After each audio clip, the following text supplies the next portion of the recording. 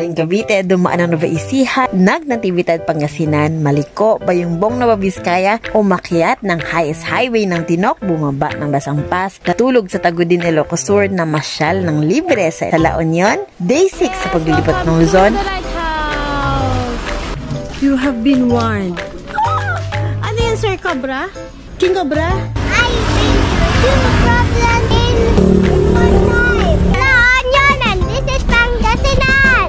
This is my classroom today. Pangasinan. Saan naman kaya tayo mapapadpad dito? Welcome to Bulinaw, Pangasinan. Another 5 billion stars, tent accommodation for tonight. And then we can stargazing. Yeah!